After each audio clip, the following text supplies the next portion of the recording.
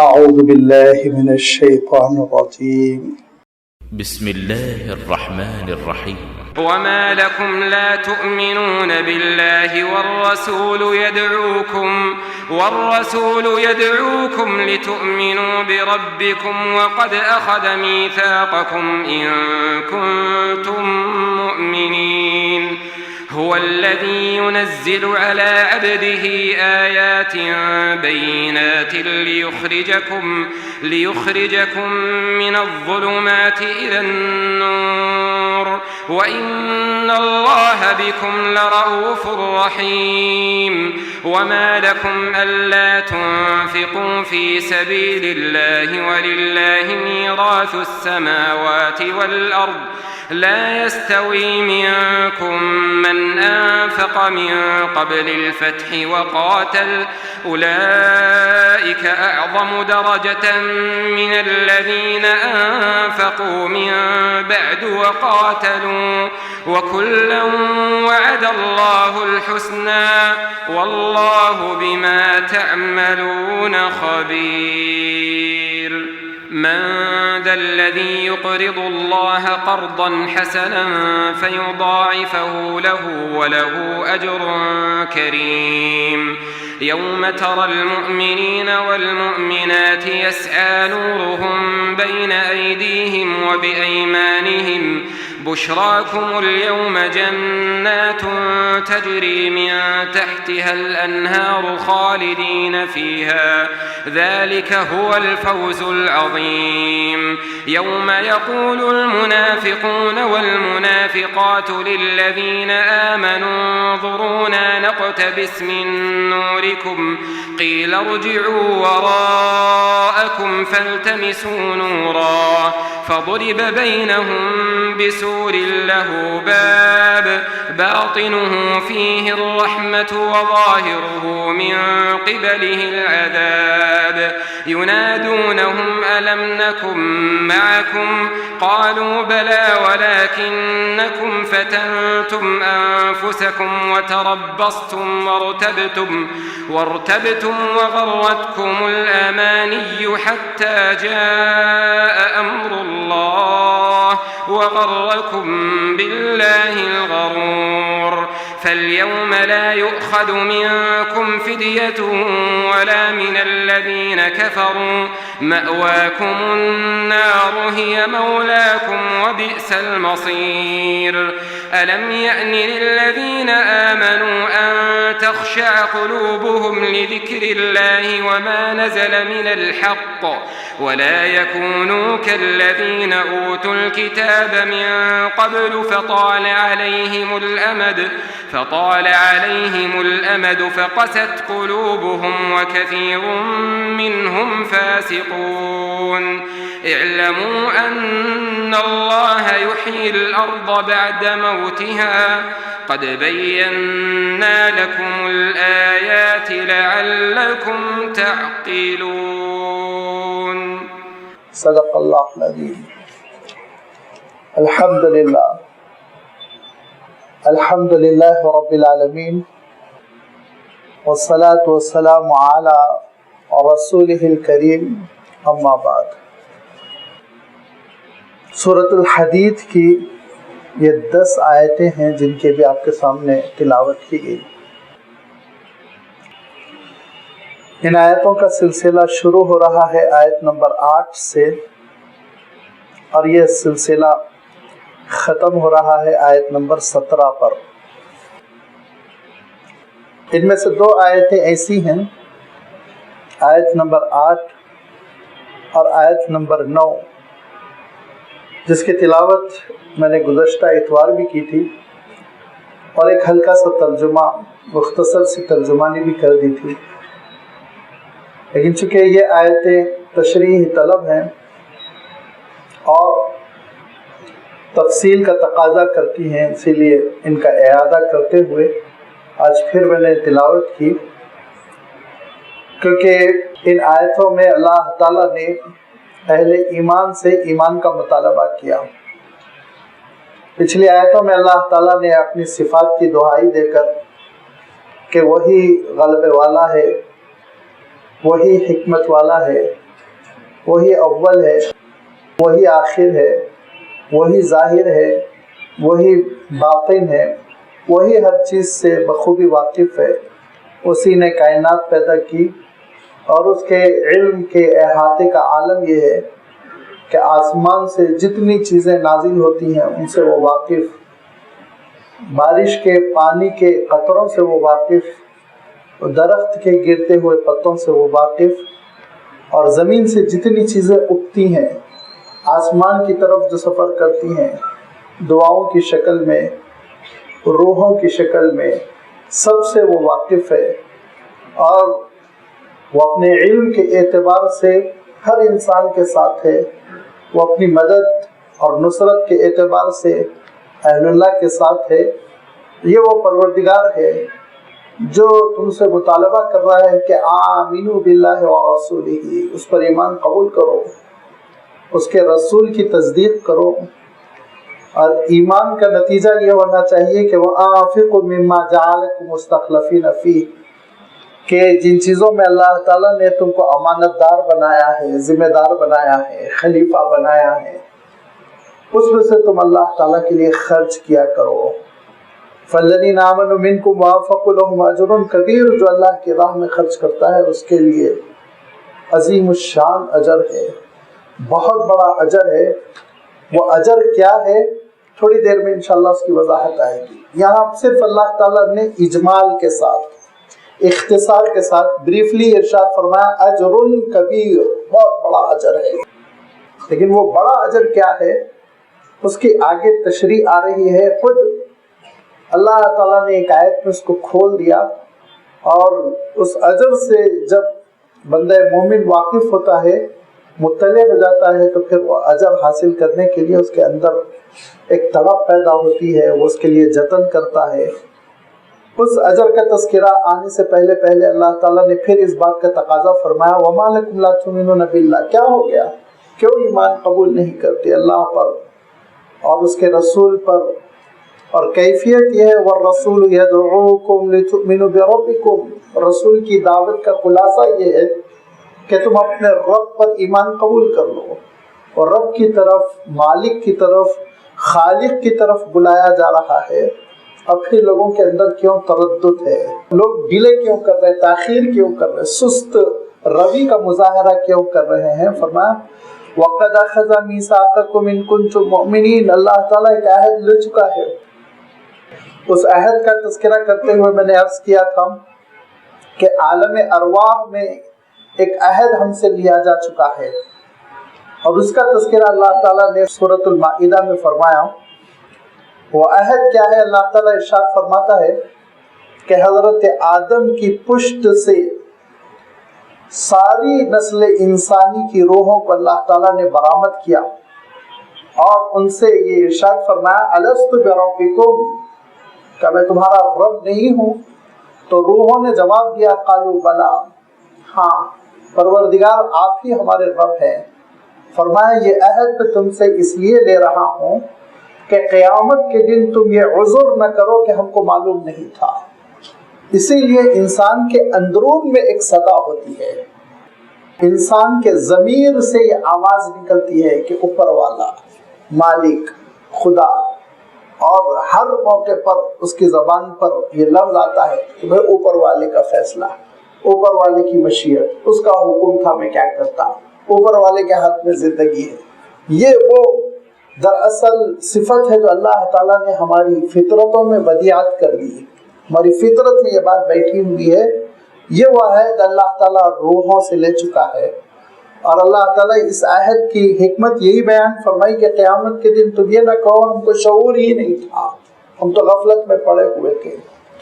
انبیاء اور رسول جو آئے وہ دراصل اسی عہد کو تازہ کرنے کے لیے آئے، جس کو انسان فراموش کر دیتا ہے، بھلا دیتا ہے، تو انبیاء اور رسولوں نے اس عہد کو تازہ کیا، اور پھر اللہ کے صحیفوں نے اس عہد کو تازہ کیا، نو بنو اس عہد کا تذکرہ کیا گیا۔ لہذا اللہ تعالیٰ ارشاد فرماتا ہے وَقَدْ أَخَذَ مِيثَاقَكُمْ، تم سے عہد لیا جا چکا ہے کہ تم پروردگار کی عبادت کرو گے اور رب کی عبادت کرو گے۔ هو الذی ينزل علی عبدہ، وہی پروردگار ہے، وہی رب ہے جو اپنے بندے پر نازل فرما رہا ہے آیات بینات، کھلی ہوئی آیتیں، واضح آیتیں، ایسی آیتیں جو حقیقت پر مبنی ہے۔ کھلی ہوئی سے مراد یہ کہ اس میں ابہام نہیں ہے، کنفیوژن نہیں ہے، سمجھنے کے لیے پیچیدگی نہیں ہے، صاف ستھرا مفہوم یہ آیتیں بیان کر رہی ہیں۔ کیوں؟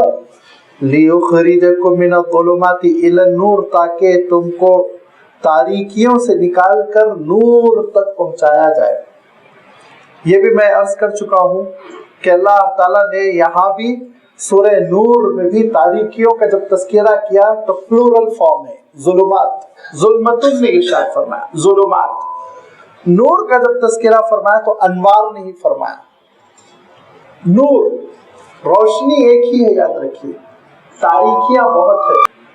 اور اس کا تذکرہ کرتے ہوئے اللہ تعالیٰ نے سورہ نور میں ایک مثال دی اور ارشاد فرمایا کہ دیکھو مثال یوں سمجھ رکھو تم کہ ایک انسان سمندر کی تہہ میں ہے، سمندر کی تہہ میں پہلی تاریکی، دوسری تاریکی اللہ تعالیٰ ارشاد فرماتا ہے وقت رات کا ہے، اور تیسری تاریکی اللہ تعالیٰ ارشاد فرماتا ہے کہ رات میں بھی چاند چمکتا ہے، ستاروں کی بھی کچھ نہ کچھ روشنی ہوتی ہے، لہذا وہ غلط فہمی بھی نہ رہے، بلکہ کالے بادل چھائے ہوئے ہیں، کالی گھٹائیں۔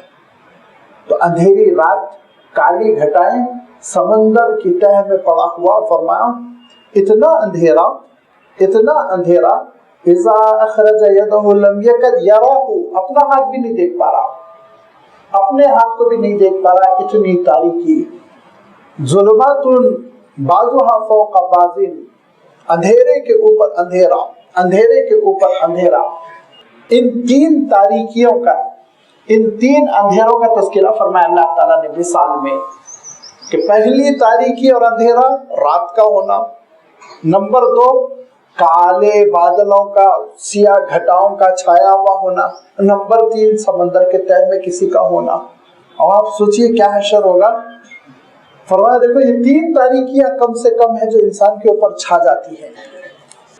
جب انسان ایک نور سے، ایک روشنی سے غافل ہو جاتا ہے جو نور معرفت ہے، اللہ تعالیٰ کی معرفت کا نور ہے جو دل میں دیا جلتا ہے، جس کے بارے میں اللہ تعالیٰ ارشاد فرماتا ہے مثل نورہ کمثل مشکات، کہ اللہ کی معرفت کا نور، اللہ کو پہچاننے کا جو نور ہے، اس نور کی مثال ایسے ہی ہے کہ دل کے طاق میں جیسے کہ ایک شمع روشن ہے، اور فرمایا اس چراغ کا ایندھن وہ اس زیتون کا تیل ہے جو زیتون اعلیٰ درجے کا ہے، باغ میں بیچوں بیچ لگا ہوا ہے، کنارے کا گرا پڑا نہیں ہے۔ فرمایا تیل بھی اتنا عمدہ ہے، اتنا عمدہ تیل ہے کہ اگر اس دیے کی لو کو نہ سلگایا جائے، نہ جلایا جائے، تب بھی تیل چمک رہا ہے۔ فرمایا نور اللہ نور، یہ ایک نور کی کیفیت ہو جاتی ہے جو دل میں پیدا ہو جاتا ہے۔ جب یہ نور پیدا ہو جاتا ہے تو انسان نور سے، اس روشنی سے اشیاء کو دیکھتا ہے، اور وہی نور پھر ساری تاریکیوں کو کاٹتا چلا جاتا ہے۔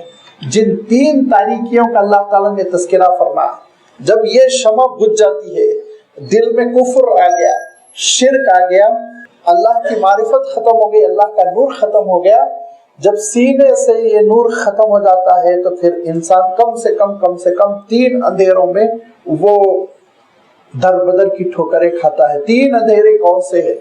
شرک کا، جہالت کا، شہوات کا، یہ 3 اندھیرے ہیں۔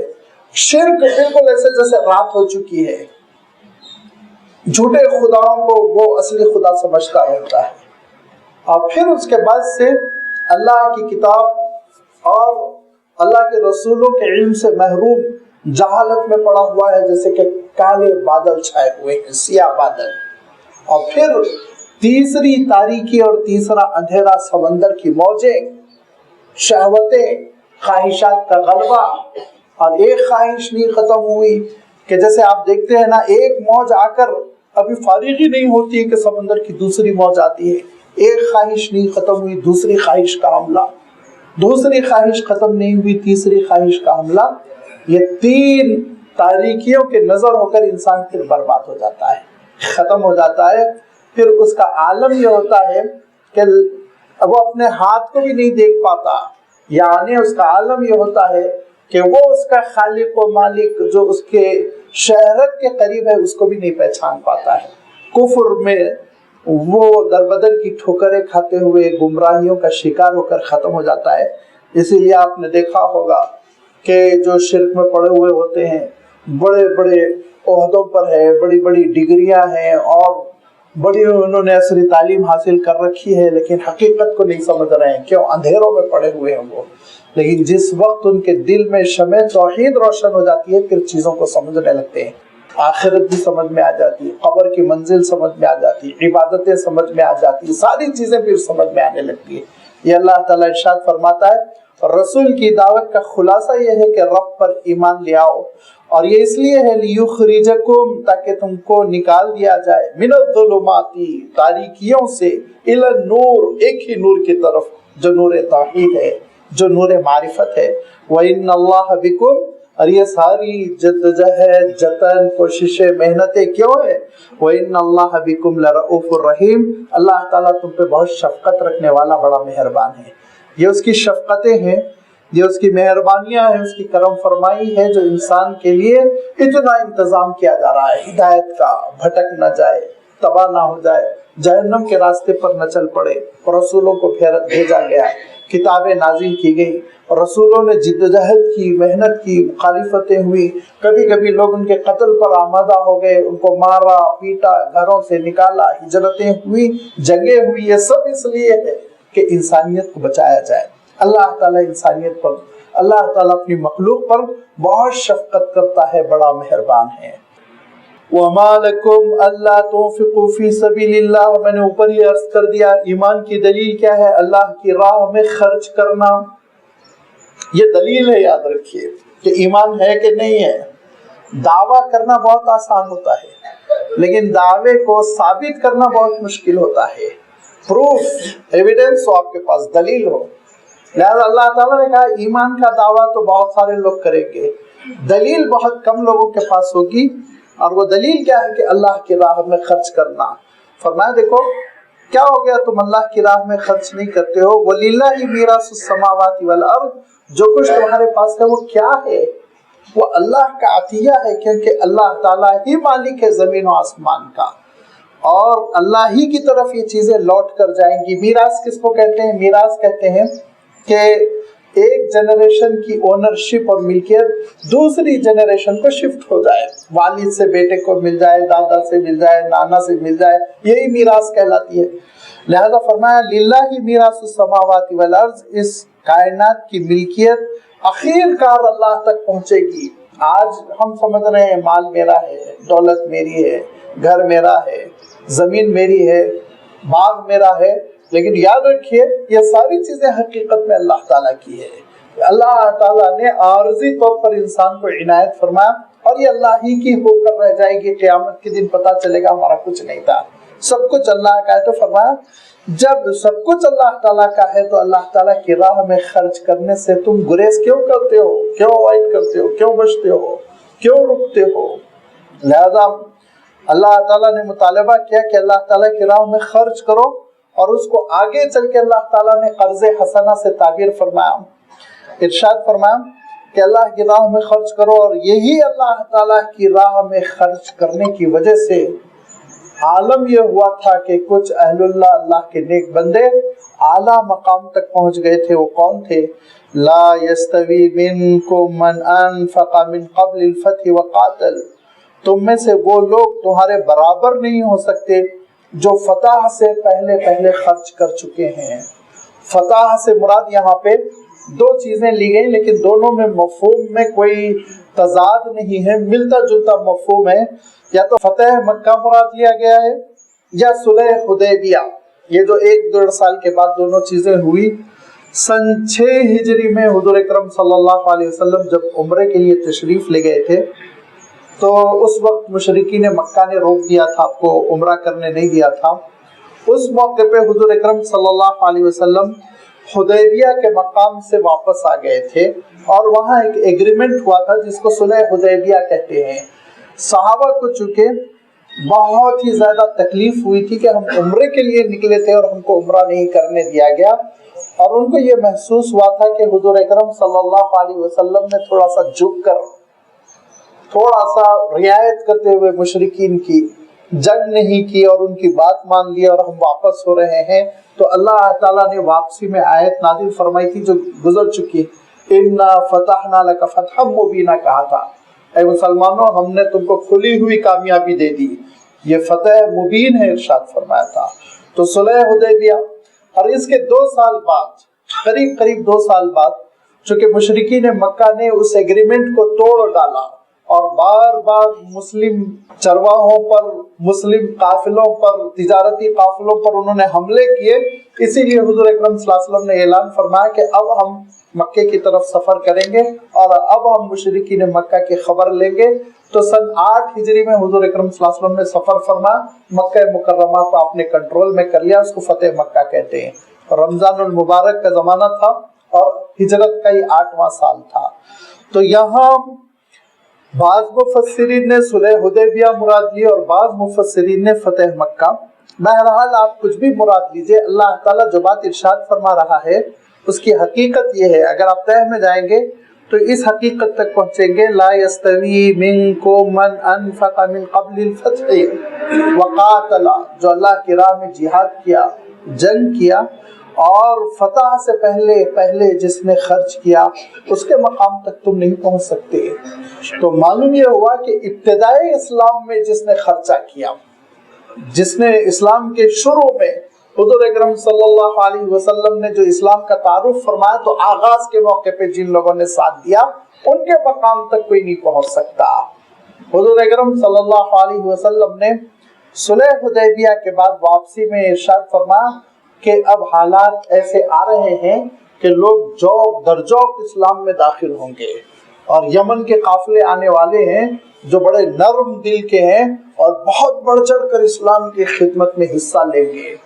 تو صحابہ نے کہا اللہ کے رسول ہم سے آگے بڑھ جائیں گے. حضور اکرم صلی اللہ علیہ وسلم نے کہا نہیں، تم سے نہیں، ان میں سے کوئی شخص اگر احد کے پہاڑ کے برابر سونا خرچ کرے تو تم نے جو سیر سوا سیر خرچ کر دیا ہے اس کے مقابلے میں بھی نہیں ہو سکتا، ہمارا مقام دوسرا ہے. لہذا جن صحابہ نے فتح مکہ سے پہلے یا صلح حدیبیہ سے پہلے اسلام قبول کیا، ان کا مقام بہت بلند ہے. یاد رکھیے صحابہ پہ مراتب ہے، اور وہ مراتب میں سب سے پہلا رتبہ تو یہ ہے، سب سے پہلا مقام تو خلفائے راشدین کا ہے، جو بالکل ابتدا میں جنہوں نے اسلام قبول کیا، خلفائے راشدین 4. پھر اس کے بعد آپ جانتے ہیں 10 وہ صحابہ ہیں جن کو عشرہ مبشرہ کہتے ہیں.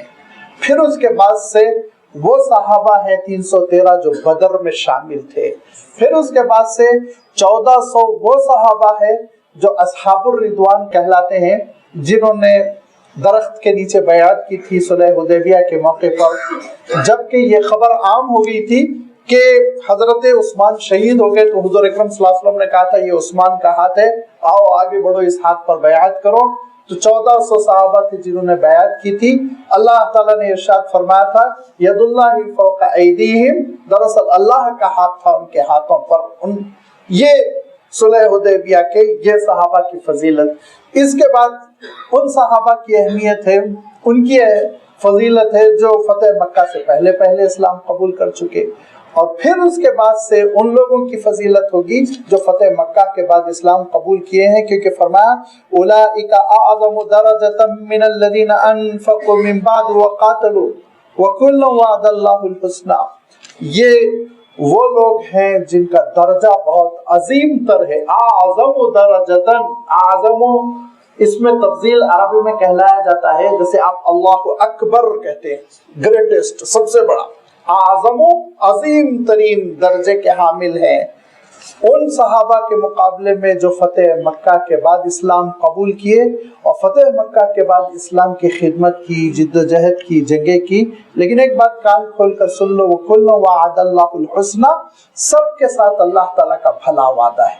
سارے صحابہ کے سلسلے میں اللہ تعالیٰ نے ڈکلیئر کر دیا رضی اللہ عنہم ورضوا عنہ کہ اللہ ان سے راضی ہے، وہ اللہ سے راضی ہیں. ان کا مقام، ان کی کیفیت ہی کچھ اور تھی. وہ اللہ تعالیٰ نے ان کو وہ موقع دیا کہ حضور اکرم صلی اللہ علیہ وسلم کی صحبتوں میں بیٹھے. اللہ تعالیٰ نے ان کو موقع عنایت فرما کہ اللہ کے رسول صلی اللہ علیہ وسلم کی تربیت ہوئی، تزکیہ نفس فرما. اللہ تعالیٰ نے ان کو یہ موقع عنایت فرما، اسلام کی خدمت میں آگے بڑھتے چلے گئے، جد و جہد کیا، جہاد کیا، سب کچھ لٹایا. لہذا ان سب کا مقام بہت اونچا ہے. لیکن یاد رکھیے فرق مراتب ہے. اور جیسے میں نے عرض کیا، حضور اکرم صلی اللہ علیہ وسلم نے ایک مرتبہ جب آپ حرا کی پہاڑی پر چڑھ رہے تھے، آپ کے ساتھ حضرت ابوبکر ہیں، حضرت عمر ہے، حضرت عثمان ہے، حضرت علی ہے. اب آپ سوچئے پہاڑی ان لوگوں کا کیا بوجھ اٹھا سکے گی؟ تھر تھر کانپنے لگی. تحرکت آیا حدیث میں، زلزلہ سا ہو گیا، تھر تھر کانپنے لگی. حضور اکرم صلی اللہ علیہ وسلم نے کہا پرسکون ہو جا، خاموش ہو جا، ٹھہر جا. تجھ پر کون ہے؟ ایک نبی ہے، یا پھر ایک صدیق ہے، یا پھر شہید ہے. کہا اس کے علاوہ کچھ نہیں. تو اللہ کے رسول صلی اللہ علیہ وسلم نے بتا دیا یہ مقام کیا ہے کہ حضرت ابوبکر صدیق ہے، حضرت عمر، حضرت عثمان، حضرت علی شہید ہے. لہذا حضور اکرم صلی اللہ علیہ وسلم نے چاروں کی فضیلت کا تذکرہ کیا. پھر ان چاروں میں حضرت ابوبکر صدیق رضی اللہ تعالیٰ عنہ کی فضیلت اور بھی زیادہ. اور اس فضیلت کا آپ اندازہ اس بات سے لگائیں گے کہ حضرت علی رضی اللہ تعالیٰ عنہ فرماتے تھے جو کوئی مجھے ابو بکر پر فضیلت دینے کی کوشش کرے تو میں 80 کوڑے ماروں گا اور اس کی شہادت کو میں ریجیکٹ کر دوں گا، اس کی گواہی کو ناقابل قبول بنا دوں گا. حضرت علی رضی اللہ تعالیٰ عنہ فرمایا کرتے تھے کہ جو کوئی حضرت ابو بکر پہ مجھے فضیلت دینے کی کوشش کرے گا تو پھر اس کی سزا میں یہ دوں گا کہ اس کے اوپر 80 کوڑے برساؤں گا. اور فرمایا ریجیکٹ، اس کی شہادت نہیں قبول کی جائے گی، اسلامی عدالت میں اس کی ہم گواہی قبول نہیں کریں گے. حضرت عمر رضی اللہ تعالیٰ عنہ فرماتے تھے ابو بکر سیدنا وعاتق سیدنا، ابو بکر میرے آقا ہیں اور انہوں نے ایک میرے آقا کو بھی آزاد کیا. حضرت بلال رضی اللہ تعالیٰ عنہ کو خرید کے حضرت ابو بکر نے آزاد کیا تھا.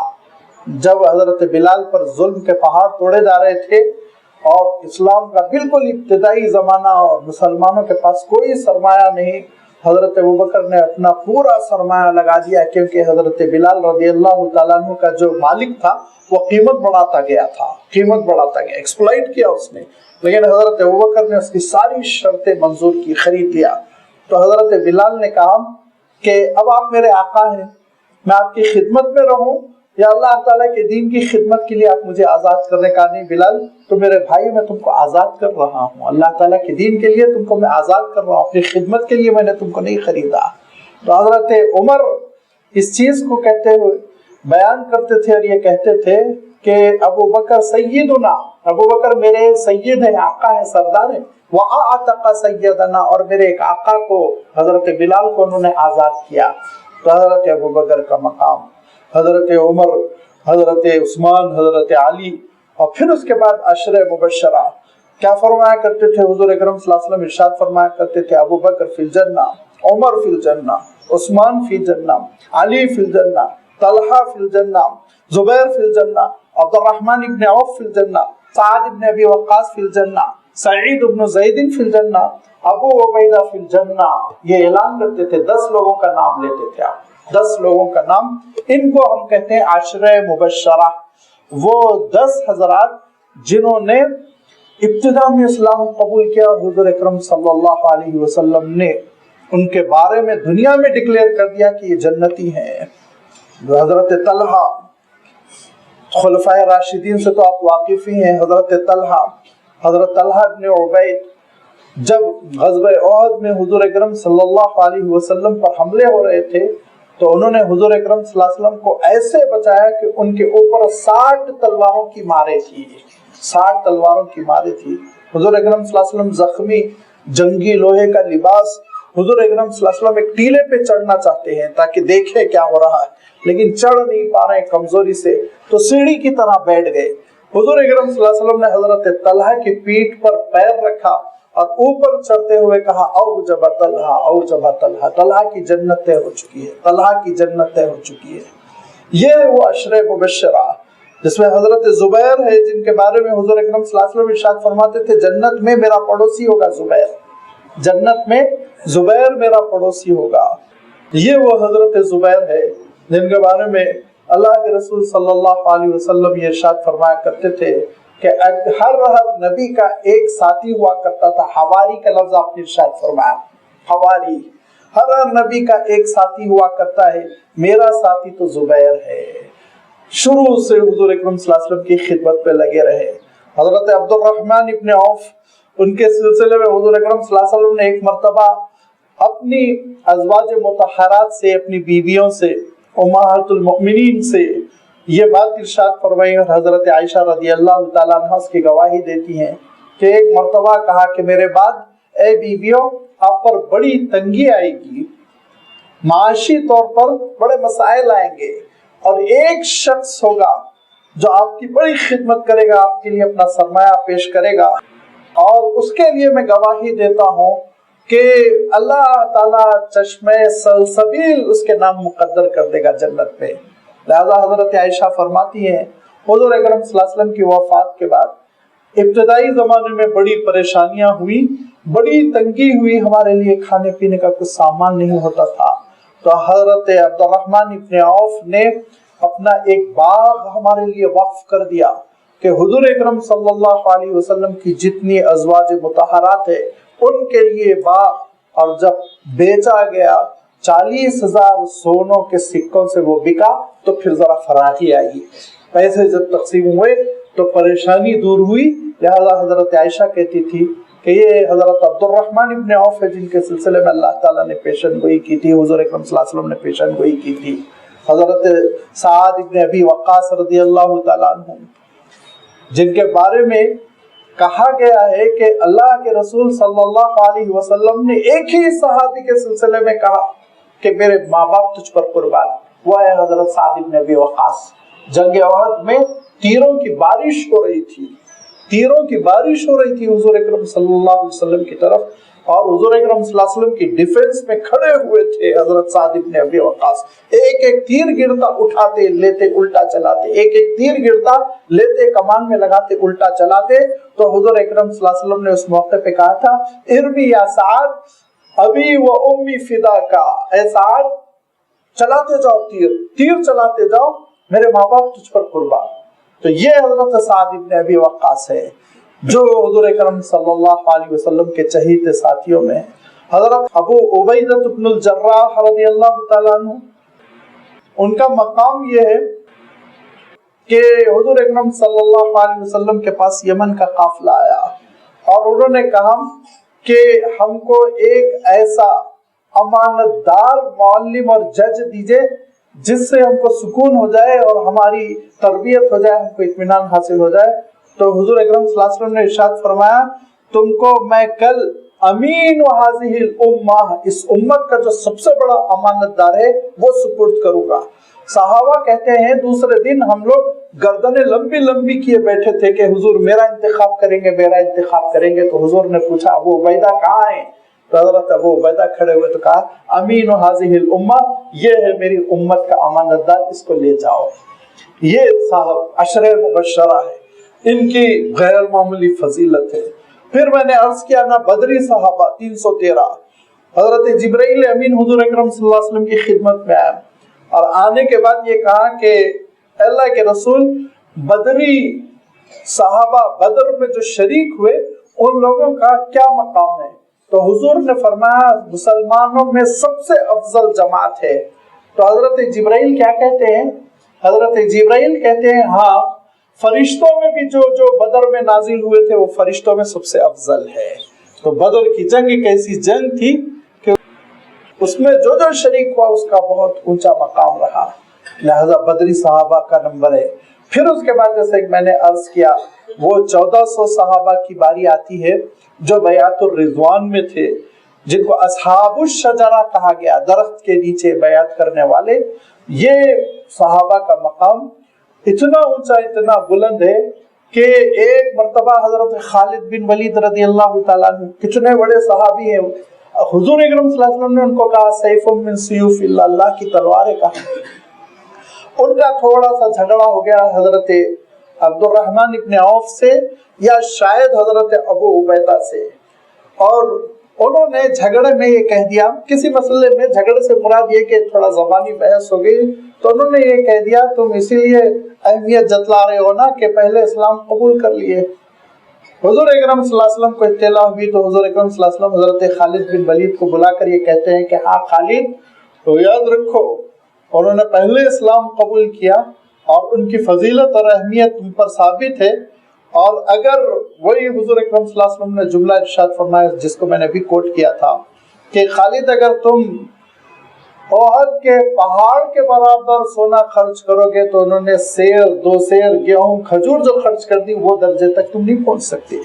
غیر یقینی حالات تھے، اور اسلام کی بیکنگ کرنا، اسلام کے لیے کھڑے ہونا اپنے آپ کو خطرات میں ڈال دینا تھا، خودکشی کرنے کے مرادف تھا، مصیبتوں میں ڈال دینا، گھر بار سے نکالے جا رہے تھے اور ہجرت پر مجبور کیے جا رہے تھے، جان کے لالے پڑ رہے تھے۔ اس وقت یہ لوگ کھڑے ہو گئے حضور اکرم صلی اللہ علیہ وسلم کے سپورٹ میں اور خرچ کر دیا اپنے گھر کو، اپنی جائیداد کو، اپنی دولت کو، اپنے باغات کو اور اپنی تجارت کے سرمایہ کو حضور اکرم صلی اللہ علیہ وسلم کی خدمت میں ڈال دیا۔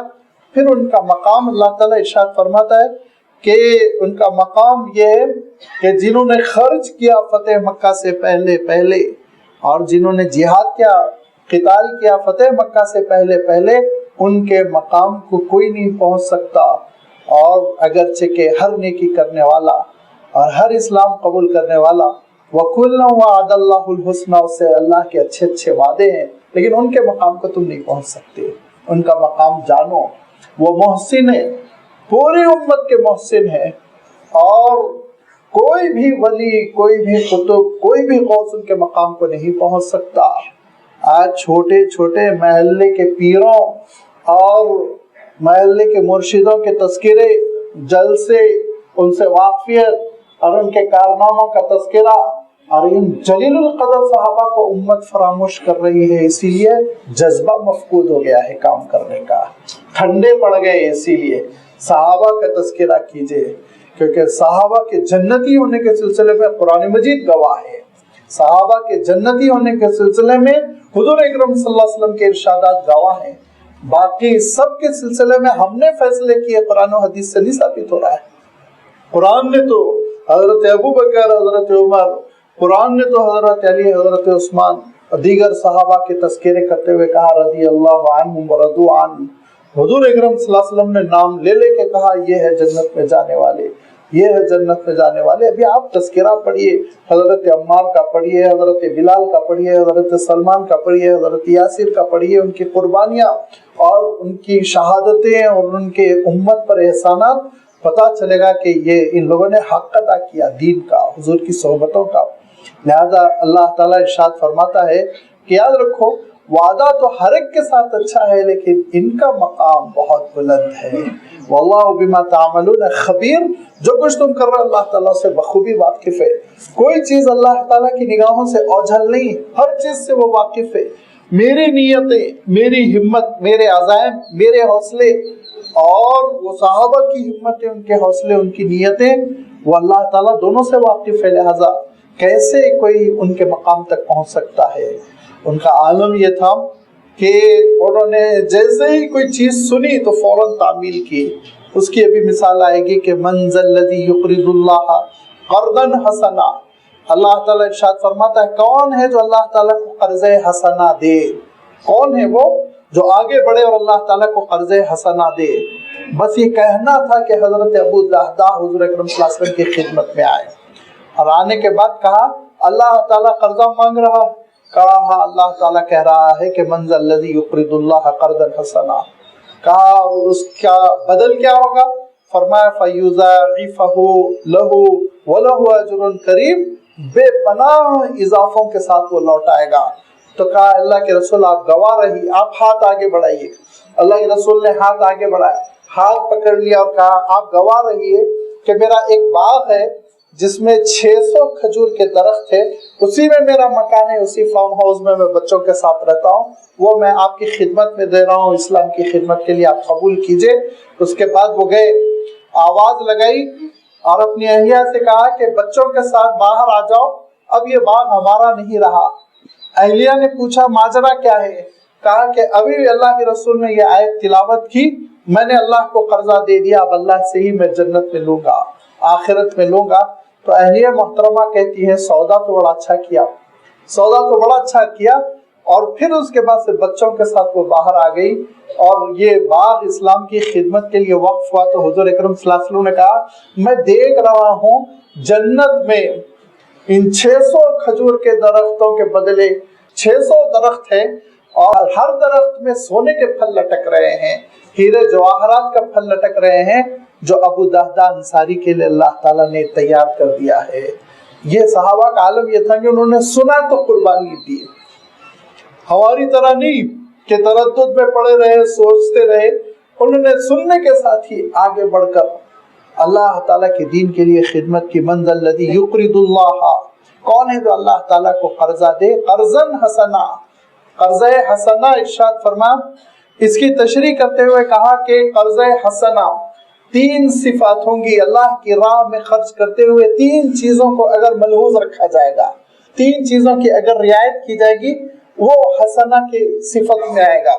پہلی چیز تو یہ ارشاد فرما کہ خود اللہ تعالیٰ ارشاد فرماتا ہے کہ یا ایھا الذین آمنوا انفقوا من طیبات ما کسبتم، عمدہ چیزیں دو، اچھی حلال آمدنی سے۔ ایک شخص رشوت لیتا ہے نا، اب 1000 روپے رشوت لے کے وہ نکلتا ہے جب آفس سے اور گھر کی طرف جاتا ہے تو اس کا دل گھبراتا رہتا ہے، بے ایمانی کیا ہوا ہے نا، تو اس میں سے 100-200 روپے خرچ کرتا ہے۔ وہ گویا کوشش کرتا ہے اللہ میاں کو بھی رشوت دے خیرات کر کے، تاکہ کوئی ریڈ نہ ہو جائے، پکڑ میں نہ آ جاؤ، مصیبت نہ آ جائے۔ یہ اللہ کے پاس قابل قبول نہیں ہے۔ یہ فرمایا یا ایھا الذین آمنوا انفقوا من طیبات ما کسبتم، عمدہ پاکیزہ حلال آمدنی میں سے اللہ کی راہ میں خرچ کرو، نمبر 1۔ دوسری چیز قرض حسن کی تشریح کرتے ہوئے لکھا گیا بدنیتی کے ساتھ نہیں، ریاکاری کے ساتھ نہیں، اخبار میں فوٹو چھپانے کی نیت سے نہیں، اور اپنے آپ کو جود و سخا کا پیکر کہلوانے کے لیے نہیں۔ بڑے سخی داتا ہے کہ انہوں نے اتنے لاکھ روپے دے دیے، اتنے لاکھ خرچ کر دیے، وہ تو غیر مسلم بھی کر رہا ہے۔ فرمایا خالص اللہ کی خوشنودی کے لیے۔ اللہ تعالیٰ ارشاد فرماتا ہے کہ ایسے نہ بنو جنہوں نے دکھاوے کے لیے خرچ کیا، ان کی مثال ایسے ہی ارشاد فرمایا جیسے کالی چکنی چٹان پہ کچھ مٹی آ گئی اور اس مٹی میں درخت نکل گئے، لوگ خوش ہو گئے، سمجھا میری کھیتی۔ فرمایا کہ زبردست بارش ہوئی، وہ مٹی بہ گئی اور چٹان باقی رہ گئی۔ فرمایا دکھاوے کے لیے جو خرچ کرتا ہے اس کی مثال ایسے ہی ہے، دنیا میں ہرا بھرا، آخرت میں کالی چٹان ہاتھ میں آئے گی، مایوسی کے سوا کچھ ہاتھ نہیں لگے گا۔ لہذا پورے اخلاص کے ساتھ خرچ کرو، ریاکاری ہرگز قریب نہ آنے پائے۔ تو دوسری شرط یہ لگا دی گئی کہ ریاکاری نہ ہو۔ تیسری شرط یہ کہ اللہ کی راہ میں خرچ کر کے احسان نہ جتلاؤ۔ احسان، بعض لوگوں کا عالم یہ ہوتا ہے کہ 1000-2000 روپے کیا دیتے ہیں، ساری زندگی غلام بن جائے، یہ خواہش رہتی ہے۔ موقع بموقع یاد دلائیں گے مدد کیا تھا نا وہ پریشانی میں، میرا کام کرو، نہیں۔ لا تبطلوا صدقاتکم بالمن والاذی، اپنی کار خیر کو، خرچ کرنے کو، یہ صدقات جو ہیں ان کو برباد نہ کر دو۔ اللہ تعالیٰ ارشاد فرماتا ہے جتلا کر، احسان جتلا کر۔ لا تبطلوا صدقاتکم بالمن، احسان جتلانا، والاذی، تکلیف دینا، شرمندہ کرنا مجلس میں۔ بعض لوگوں کو تو یہ دیکھا گیا کہ کسی کو انہوں نے کچھ سپورٹ کر دیا، مدد کر دی، وہ بیچارہ ترقی کر گیا، پڑھ لکھ کر ایک مقام حاصل ہو گیا، ہری بھری مجلس میں بیٹھا ہے اور اس وقت اس کی تعریف ہو رہی ہو، تو اب ایک جلسی ہوتی ہے، اس کو ذلیل کرنے کے لیے کہتے ہیں اچھا یہ اس کو تو میں 10th کا امتحان دلایا تھا، تو تم نے برباد کر دیا اپنے صدقے کو، کچھ نہیں ملنے والا ہے۔ ایذا، تکلیف پہنچانا، فرمایا برباد کر دیتا ہے۔ یہ صفت نہیں ہونی چاہیے اللہ کی راہ میں خرچ کرنے کا۔ بھول جاؤ کس سے لینا ہے، اللہ سے لینا ہے کہ بندوں سے لینا ہے۔ اللہ سے اگر لینا ہے تو بھول جاؤ تم نے اللہ کے لیے کیا، ختم قصہ۔ ایسا تمہارا اس سے رابطہ رہے جیسے کہ تم نے اس کو 1 پیسہ کبھی نہیں دیا، بالکل اس کو یہ احساس نہ دلاؤ کہ میں تیرا محسن ہوں تو ہمیشہ میرا شکریہ ادا کرتا رہے، میرا اعتراف کرتا رہے، نہیں۔ فرمایا یہ تین صفتیں ہیں تو پھر وہ بندہ اللہ تعالیٰ کو قرض حسنہ دے رہا ہے۔ اب جب قرض حسنہ دے رہا ہے تو قرضہ کون لے رہا ہے؟ پروردگار لے رہا ہے، وہ بندے کو نہیں دیا ہے، اللہ کو دیا ہے۔ فرمایا کیا ہوگا؟ فَيُضَاعِفَهُ، اب اللہ تعالیٰ بے پناہ اضافہ فرمائے گا، کسی کو 700 گنا، کسی کو 7000 گنا، کسی کو 7 لاکھ گنا، کسی کو 7 کروڑ گنا، بڑھاتا جائے گا، بڑھاتا جائے گا۔ کس نیت کے ساتھ کیا، کس سچویشن میں کیا، کس کے ساتھ کیا، یہ دیکھتے ہوئے اجر بڑھتا چلا جائے گا۔ وَلَهُ أَجْرٌ كَرِيمٌ، اس سے پہلے آیا تھا اجر کبیر، اب یہاں دیکھیے وَلَهُ أَجْرٌ كَرِيمٌ، اور اس کے لیے بڑا بھلا عمدہ نوبل قسم کا ایوارڈ ہوگا، اجر ہوگا، کریم، بہت ہی مقدس، اچھا، عمدہ اس کے لیے اجر ہوگا۔ وہ اجر کیا ہوگا؟ بہت بڑا اجر ہوگا، بہت بڑا اجر ہوگا۔ لیکن اس اجر میں ایک اجر ایسا ہے جس کے میں اور آپ بہت مستحق ہے، بہت مستحق ہے، اس اجر کا تذکرہ۔ اجر کبیر، اجر کریم، یہ سب کی ایک مثال اللہ تعالیٰ نے جو بیان فرمائی، جس کی انسانیت شدید ضرورت مند ہوگی، جس کا ہر انسان محتاج ہوگا، وہ یہ فرمایا یوم تری المؤمنین والمؤمنات یسعی نورهم بین ایدیہم وبایمانہم بشراکم اليوم جنات تجری من تحتہا الانہار خالدین فیہا، میدان حشر برپا ہوگا، حساب کتاب کے مرحلے کے بعد پل صراط سے گزرنا ہوگا۔ اس موقع پہ فرمایا کہ اے نبی آپ دیکھیں گے مومن مردوں اور مومن عورتوں کو کہ ان کا نور ہوگا جو ان کے دائیں اور ان کے آگے گھوم رہا ہوگا، نور عطا کرے گا اللہ تعالیٰ ان صدقات کی وجہ سے۔ نور، ایک تو وہ نور جو دنیا میں ملتا ہے دل کو، اور پھر وہ نور جو پل صراط پار کرنے کے لیے، جس کے بارے میں حضور اکرم صلی اللہ علیہ وسلم ارشاد فرماتے ہیں ایک شخص کے نور کا عالم یہ ہوگا، اتنا لمبا چوڑا نور کہ مکہ مکرمہ سے عدن تک، عدن آپ جانتے یمن کا ایک شہر، اتنا روشن کرنے والا نور۔ فرمایا دوسرے شخص کا نور اس سے کچھ کم، یہاں تک کہ آخری شخص کا تذکرہ فرماتے فرمایا جیسے ٹارچ، تھوڑا سا نور، پیر رکھنے کی جگہ وہ اس نور سے دیکھ رہا ہوگا۔ یہ نور اللہ تعالیٰ عنایت فرمائے گا ان لوگوں کے لیے جو اللہ کی راہ میں خرچ کرتے ہیں۔ اس نور کی وجہ سے وہ آرام سے پل صراط طے کرتے چلے جائیں گے۔ فرمایا ایک شخص تو ایسے طے کر لے گا جیسے بجلی چمک کے چلی جاتی ہے، ایک شخص ایسے طے کرے گا جیسے مثال میں دے رہا ہوں، یہ حضور نے تو بجلی کے چمکنے کا تذکرہ فرمایا، دوسرا شخص جیسے پلین سے جا رہا ہو، تیسرا شخص جیسے ٹرین سے، پھر دھیرے دھیرے دھیرے دھیرے ایک شخص آخری ہوگا، لڑکھڑاتے ہوئے وہ گزر رہا ہوگا۔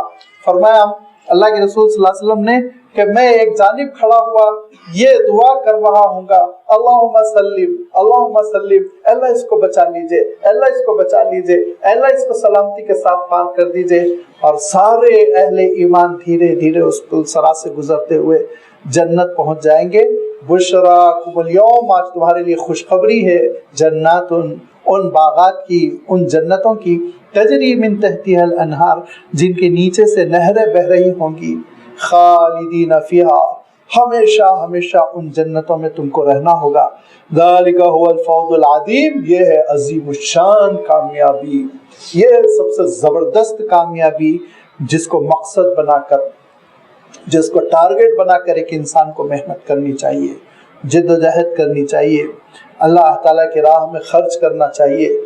یہ ایمان کی دلیل ہے۔ فرمایا اگر یہ دلیل نہیں ہے، خرچ کرنے کی دلیل نہیں ہے، میں نے عرض کیا تھا نا، دعویٰ تو بہت آسان ہے، دعویٰ تو میں یہاں بیٹھ کے کر سکتا ہوں، میں چار مینار کا مالک ہوں، لیکن دلیل بہت اہم ہوتی ہے۔ فرمایا کہ ایمان کا دعویٰ بہت آسان ہے، بہت سے لوگ کرتے ہیں، دلیل یہ ہے کہ اعمال صالحہ ہو، اور دلیل یہ ہے کہ اللہ کی راہ میں خرچ کرنے کا جذبہ ہو، اور جس کو قرض حسنہ فرمایا۔ اور میں نے عرض کیا نا کہ حضرت ابو درداء انصاری رضی اللہ تعالیٰ عنہ نے اپنا کل سرمایہ لگا دیا، ہم سے آپ سے نہیں مطالبہ کیا گیا کل سرمایہ لگاؤ، اللہ تعالیٰ نے ہم کو تو بڑی چھوٹ دی، بڑی نرمی کر دی۔ لازمی بات ہے کہ اگر ہم سے وہ مطالبہ کیا جاتا تو ہم لوگ کتنے ناکام ہو جاتے، ذرا سوچئے۔ ہم سے تو یہ دعویٰ کیا گیا کچھ مینجمنٹ کرو، کچھ حکمت عملی اختیار کرو، اللہ تعالیٰ کی راہ میں خرچ کرو، ہم اتنا اسراف کرتے ہیں۔ اتنا اسراف کرتے ہیں کہ اپنی نفس کی خواہش کے لیے ہم اپنی تنخواہ سے، اپنی آمدنی سے 10-10 20-20 گنا زیادہ قرضہ لے لیتے ہیں اپنی نفس کی خواہش کے لیے، ایک دعوت کے لیے، ایک لباس کے لیے، ایک گاڑی کے لیے، ایک بنگلے کے لیے، میرے دل کو تسکین ہو، میرے نفس کو تسکین ہو، اس کے لیے 20 گنا زیادہ ہم قرضہ لے رہے ہیں۔ اللہ تعالیٰ نے ہم سے یہ مطالبہ نہیں کیا، اللہ تعالیٰ نے تو بس یہ کہا کہ دیکھو جو تمہاری آمدنی ہے نا اس کو مینیج کرو، مینجمنٹ۔ جیسے انسان یہ چاہتا ہے کہ کچھ وہ اپنے بچوں کے لیے رکھے، جیسے انسان یہ چاہتا ہے کہ وہ کچھ اپنا گھر خریدنے کے لیے، آشیانہ سجانے کے لیے رکھے، جیسے انسان یہ سوچتا ہے کہ کچھ وہ اپنی پیرانہ سالی کے لیے جمع کرے، بڑھاپے کے لیے، بہت اچھی چیزیں ہیں۔ اللہ تعالیٰ ارشاد فرماتا ہے کچھ اللہ تعالیٰ کے لیے بھی تو کرو، کچھ اللہ تعالیٰ کے لیے بھی تو رکھو، 5% رکھو، 10% رکھو، اپنی آمدنی میں سے کچھ الگ نکال کے رکھو کہ میں اللہ تعالیٰ کے لیے یہ خرچ کروں گا۔ اس کے بعد پھر سلیقہ یہ ہونا چاہیے کہ کسی بیمار کو آپ منتخب کر لیں، کسی یتیم کو آپ سلیکٹ کر لیں، کسی غریب کو، بیوہ کو، کمزور نہاد کی خاتون کو آپ منتخب کر لیں، ان کی لگاتار مدد کرتے رہیں، ان پہ خرچ کرتے رہیں۔ اگر یہ کیفیت امت کے اندر پیدا ہو جائے تو دیکھتے دیکھتے غربت کافور ہو جائے گی، غربت ختم ہو جائے گی، اور یہ امت بہت مضبوط ہو جائے گی، صورتحال تبدیل ہو جائے گی۔ یہ مینجمنٹ کی کمی ہے کہ ہم اللہ تعالیٰ کے لیے اپنی آمدنی کا کچھ حصہ خالص نہیں کرتے ہیں، اور پھر قرضوں کے بوجھ میں دب جاتے ہیں اور اس بوجھ کے تلے سے پھنس جاتے ہیں کہ پھر اللہ تعالیٰ کی راہ میں خرچ نہیں کر پاتے۔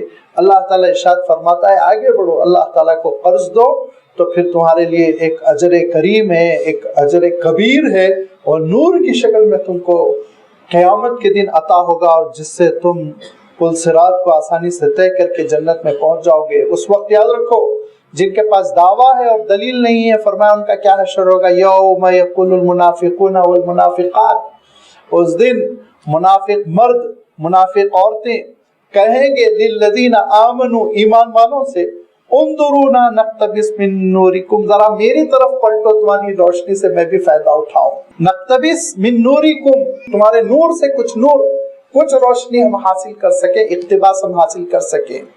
ان سے کہا جائے گا قیل ارجعوا وراءکم، سامنے والے سے روشنی نہیں مانگ سکتے، پیچھے پلٹ کر دیکھو، فالتمسوا نورا، پیچھے تم کسی سے گزارش کرو، پیچھے سے کوئی تم کو روشنی دے، لہذا وہ پیچھے پلٹیں گے۔ فضرب بینہم بسور لہ باب، تو منافق مرد اور عورت اور مومن مرد اور عورت کے درمیان ایک دیوار حائل کر دی جائے گی۔ سور، دیوار کہتے ہیں عظیم الشان، لمبی چوڑی دیوار کو سور کہتے ہیں۔ ایک دیوار حائل کر دی جائے گی، اور باطنہ فیہ الرحمہ، اس دیوار کا جو حصہ مومن کی طرف ہوگا وہ رحمت ہی رحمت ہوگا، وظاہرہ من قبلہ، جو حصہ منافق کی طرف ہوگا العذاب، وہ عذاب ہی عذاب ہوگا، جہنم کا ایک حصہ ہوگا۔ دیوار کی کیفیت یہ کہ ایک حصہ رحمت والا مومن کی طرف، اور دوسرا حصہ جو منافق کی طرف ہوگا وہ عذاب والا، آگ اس میں سے نکل رہی ہوگی، اس کے چہرے کو، اس کے بدن کو جھلسا رہی ہوگی۔ یہ ایسی دیوار اللہ تعالیٰ حائل کر دے گا۔ ینادونہم الم نکم معکم، پکار کے منافق مرد، منافق عورتیں کہیں گے ہم تو تمہارے ساتھ تھے، ہم تمہارے ساتھ اٹھتے بیٹھتے تھے، فنکشنز میں ہم تمہارے ساتھ ہوتے تھے، دعوتوں میں ہوتے تھے، دفتر میں ہوتے تھے، مجلسوں میں ہوتے تھے، ہم تو اٹھتے بیٹھتے تھے تمہارے ساتھ، آج کیوں اتنی دوری ہوگی، آج کیوں تمہارے نور سے، تمہاری روشنی سے ہم کو محروم کر دیا گیا؟ دنیا میں تمہاری جو تقریب ہوتی ہے اس کا کارڈ ہم کو ملتا ہے، انویٹیشن ہم کو ملتا ہے، ہم تمہارے ساتھ ہوا کرتے تھے، آج کیوں ہم تم سے دور کر دیے گئے، محروم کر دیے گئے؟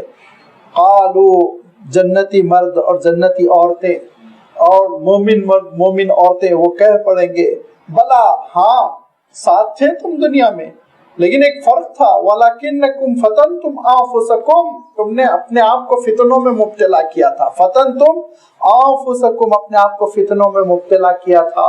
کیسے؟ گناہوں کے ارتکاب کے ذریعے سے، گناہ کرتے ہوئے تم نے اپنے آپ کو فتنوں میں ڈال دیا تھا، مصیبتوں میں ڈال دیا تھا، اپنے آپ کو آزمائش میں ڈال دیا تھا۔ گناہ کرتے ہوئے بندہ کیا کرتا ہے، ذرا آپ غور کیجئے، گناہ کر کر وہ اپنے آپ کو بڑی آزمائش میں ڈال دیتا ہے، بڑی پریشانی میں ڈال دیتا ہے، اپنے آپ پر ظلم کرتا ہے۔ ایک شخص ہے جو بڑا وائٹ کالر بنا ہوا ہے، مہذب ہے، عہدیدار ہے، لیکن اس نے گندگی کی، بے حیائی کی، اب ڈر بھی لگا ہوا ہے میڈیا کہیں اس کا یہ راز فاش نہ کر دے، فوٹو نہ چھپا دے، گھبرایا ہوا ہے، فتنے میں ڈال دیا اپنے آپ کو۔ آزمائش کیوں کیا تو گناہ؟ کیوں گھبرا رہا ہے؟ پاک و صاف کیوں نہیں رہا؟ اپنے دامن کی حفاظت کیوں نہیں کی تو نے؟ کرپشن لیا ہوا ہے اور رشوت لیا ہوا ہے، دفتر سے نکلا گھبرا رہا ہے، کہیں کوئی پکڑ نہ لے، چیکنگ نہ ہو جائے، چھپا رہا ہے پیسے۔ کیوں کیا تم نے یہ کام؟ حرام کام کر کے اپنے آپ کو تم نے مصیبت میں کیوں ڈال دیا؟ ولیکن فتنتم انفسکم، اپنے آپ کو تم نے آزمائشوں میں ڈالا تھا گناہوں کے ذریعے سے۔ وتربصتم، اور اپرچونسٹ تھے تم، موقع پرست۔ موقع پرست یعنی یاد رکھیے موقع سے فائدہ اٹھانا برا نہیں ہے، یہ نگیٹیو نہیں ہے، پازیٹیو ہے، لیکن برا کب ہو جاتا ہے؟ یہ برا اس وقت ہو جاتا ہے جب آپ اپنی قدروں کو، جو آپ کی ویلیوز ہے، ان کو قربان کر کے آپ فائدہ اٹھانا چاہ رہے ہیں، اپنے ایمان کو داؤ پر لگا کے، اپنے اخلاق کو داؤ پر لگا کر آپ موقع کا فائدہ اٹھانا چاہ رہے ہیں۔ وزارت مل رہی ہے، وزیر بننا اچھی بات ہے، بنیے، لیکن اس وقت جب کہ آپ ایمان کو، ملت کو قربان کر کے وزیر بن رہے ہیں تو پھر آپ بے ضمیر ہے، آپ دین فروش ہے۔ لہذا فرمایا تربصتم، موقع کی تاک میں رہتے تھے کہ جہاں موقع مل جائے میں قربان کروں ملت کو، امت کو، دینی قدروں کو، ایمانی قدروں کو، اخلاقی قدروں کو، اور میں کروں ظالموں کے ساتھ ان کی ہم نوائی، اور میں کروں ان کی بات، اور پھر اس کے بعد عہدے حاصل کروں، دولت حاصل کروں، تو پھر تم قارون کی طرح ہو، جو حضرت موسیٰ علیہ السلام کے خاندان کا تھا لیکن بات فرعون کی کرتا تھا تو زمین میں دھسا دیا گیا، تم بھی زمین میں دھسا دیے جاؤ گے۔ تربصتم، موقع پرست تھے تم، ورتبتم، آخرت کے سلسلے میں کنفیوز، مریں گے تو برزخ ہوگی کہ نہیں ہوگی، اور پھر اس کے سلسلے میں عالم قبر کے سلسلے میں بحثیں ہو رہی ہیں، قرآن میں ہے کہ حدیث میں ہے، اور قیامت کے سلسلے میں، میدان حشر کے سلسلے میں، جنت کے سلسلے میں، جہنم کے سلسلے میں کنفیوز سے، ارتیاب، شک و شبے کے شکار، ہوگا بھی کہ نہیں ہوگا۔ اور فرمایا وغرتکم الامانی، تمناؤں نے تم کو تباہ کر رکھا تھا، غرور میں پڑے ہوئے تھے، یعنی دھوکے میں پڑے ہوئے تھے، تمنائیں۔ حضور اکرم صلی اللہ علیہ وسلم نے ایک مثال دی، اور آج وہ واعظ و نصیحت کا ایسا ماحول ہو گیا کہ اللہ کے رسول صلی اللہ علیہ وسلم کا جو میتھڈ آف ٹیچنگ تھا وہ نمایاں نہیں ہو رہا ہے۔ حضور اکرم صلی اللہ علیہ وسلم گویا بلیک بورڈ استعمال کر رہے ہیں یا بورڈ استعمال کر رہے ہیں، اور آپ نے نقشہ بنایا، ایک ٹرینگولر چار کونی ڈبہ بنایا آپ نے، اور ڈبہ بنانے کے بعد کہا یہ تمہاری زندگی ہے، اسی ڈبے کے اندر ہے، یہ 80 سال ہے، 70 سال ہے، اس ڈبے کے باہر تم نہیں جا سکتے۔ پھر حضور نے ایسی ایک لمبی لکیر کھینچی، لمبی، وہ ڈبے کے باہر تک چلی گئی۔ اس کے بعد کہا یہ تمنائیں، عمر تو تمہاری 70 سال، بنگلہ بنا رہے 200 سال کا، تمنائیں بہت دور تک ہے، کہا اوپر تک ہے، بیچ میں ہی موت آنے والی ہے، فرمایا۔ پھر اللہ کے رسول صلی اللہ علیہ وسلم نے اتنا پیارا سمجھایا، وہ اس ڈبے کے اندر ایسے ایسے کاٹا، کاٹنے کے بعد کہا یہ مرض ہے، یہ ایکسیڈنٹ ہے، یہ مصیبت ہے، لیکن مرو گے نہیں، مرو گے یہی جو آخری لائن ہے، ارشاد فرمایا جہاں اللہ نے مقدر کر دیا اس کے بعد زندگی نہیں ہے، خط خطوطاً، ارشاد فرمایا۔ تو یہ کاش یہ نقشہ ہم بناتے سامنے تو زیادہ کلیئر سمجھ میں آتا۔ اللہ کے رسول صلی اللہ علیہ وسلم نے اپنے عصا مبارک سے زمین پہ نقشہ کھینچا اور کھینچ کے صحابہ کو بتایا دیکھو اس ڈبے کے باہر تم نہیں جا سکتے، اللہ نے جو 70-80 سال مقرر کر دیے ہیں، 100 سال ہو سکتا کسی کے لیے، 90 سال، اوسط عمر تو یہی 60-65 ہے، لیکن جتنے بھی اللہ نے مقدر فرما دی اس کے آگے نہیں جا سکتے، لیکن تمنائیں تمہاری بہت لمبی ہے، تمنائیں انسان سے پوچھئے، انتظام کر رہا ہے سینکڑوں سال کا، اور سفر ہے ابھی کل پرسوں نکل جانے والے ہو، لیکن 7 پشتوں کے لیے کما رہے ہیں، اور 7 پشتیں آگے چل کے کیا کرنے والی ہے تم کو پتا نہیں۔ لہذا فرمایا تمنائیں، وغرتکم الامانی، تمناؤں نے تم کو دھوکے میں ڈال رکھا ہے، تمنائیں، اتنی تمنائیں کہ ہر تمنا پوری ہو رہی ہے لیکن پھر بھی تسلی نہیں ہو رہی ہے، ہزاروں خواہشیں ہیں، ہر خواہش پوری ہو رہی ہے لیکن پھر بھی کم نہیں ہو رہی ہے، حتی جاء امر اللہ، یہاں تک کہ موت آ جاتی ہے، اللہ کا فیصلہ آ جاتا ہے، تمنائیں دھری کی دھری رہ جاتی ہیں، اور بسا اوقات انسان اپنی موت سے اتنا بے خبر ہوتا ہے کہ صبح وہ اپنے لیے اپنی پسندیدہ ڈش بنواتا ہے کہ شام میں کھاؤں گا، لیکن اس کو کھانے کا موقع اللہ تعالیٰ نہیں دیتا، چھوڑ کے جانا پڑتا ہے۔ بسا اوقات ہمارے اپنے رشتہ داروں میں ہوا ہے، ہم نے خود دیکھا کہ بہترین شیروانی سلائی کہ مجھے یہ فلاں دن پہننا ہے، شیروانی ہینگر میں لٹکی رہ گئی، لیکن جسم پر کفن چڑھا، شیروانی نہیں پہن سکے، اللہ کا فیصلہ آ گیا۔ حتی جاء امر اللہ، یہاں تک کہ اللہ تعالیٰ کا فیصلہ آ جاتا ہے۔ انسانوں وغرکم باللہ الغرور، ایک دھوکہ دینے والی چیز ہے، تم کو اللہ سے دھوکے میں ڈال دیتی ہے۔ وہ دھوکے دینے والی چیز دنیا کی زندگی، حیات، دنیا، اس دنیا کی زندگی کے سلسلے میں انسان ایسا دھوکے میں پڑا رہ جاتا ہے، اللہ سے غافل ہو جاتا ہے۔ فَالْيَوْمَ لَا يُؤْخَذُ مِنْكُمْ فِدْيَةٌ وَلَا مِنَ الَّذِينَ كَفَرُوا، پھر میدان حشر میں تم سے کوئی پینلٹی نہیں لی جائے گی، پیسے دے کر سزا معاف۔ پینلٹی ہوتی ہے نا کہ پیمنٹ کر دو تو تمہاری سزا، ججمنٹ آتا ہے نا، یا تو 4 سال کی قید یا پھر یہ کہ 2 لاکھ روپے پینلٹی دے دو، کہا وہ پینلٹی کا تصور نہیں، فدیہ نہیں ہوگا اس دن۔ فَالْيَوْمَ، اس دن لا یؤخذ منکم فدیۃ، تم سے کوئی بدل نہیں لیا جائے گا، پینلٹی نہیں لی جائے گی، ولا من الذین کفروا، اور نہ ہی کسی کافر سے، مأواکم النار، اور آگ ہی ٹھکانہ ہوگی، ہی مولاکم، اور آگ ہی پھر تمہاری پروردگار بن جائے گی، تمہاری حمایتی بن جائے گی، وہ بئس المصیر، کتنا برا ٹھکانہ ہے۔ ایسا پروردگار سمجھا رہا ہے اپنے بندوں کو، اور ہر پہلو کو نمایاں کرتے ہوئے فرمایا علم یعنی للذین آمنوا، اب بھی ایمان والوں کے لیے کیا وقت نہیں آیا، ان تخشع قلوبہم لذکر اللہ، کہ ان کے دل اللہ کے ذکر کے لیے نرم پڑ جائے، اللہ کے ذکر کی طرف مائل ہو جائے، وما نزل من الحق، اور جو کچھ اللہ تعالیٰ نے سچائی کو نازل کر دیا اس کے لیے دل نرم پڑ جائے۔ صحابہ کا سننا تھا کہ انہوں نے کہا پروردگار میرا دل نرم پڑ گیا، اب آپ حکم دیجئے۔ موم ہو گئے تھے وہ کہ بس جہاں گرما دیا گرما گئے، جہاں نرما دیا نرما گئے۔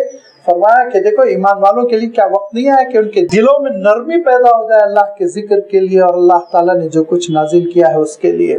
یاد رکھیے دلوں کا عالم یہ ہوتا ہے کہ دل وہ دراصل بالکل نارمل ہوتے ہیں، اور دلوں سے مراد جذبات کا مرکز، دل بالکل نارمل ہوتے ہیں۔ اب وہ ان دلوں میں جب انسان حل چلاتا ہے نا، حل کیا ہے؟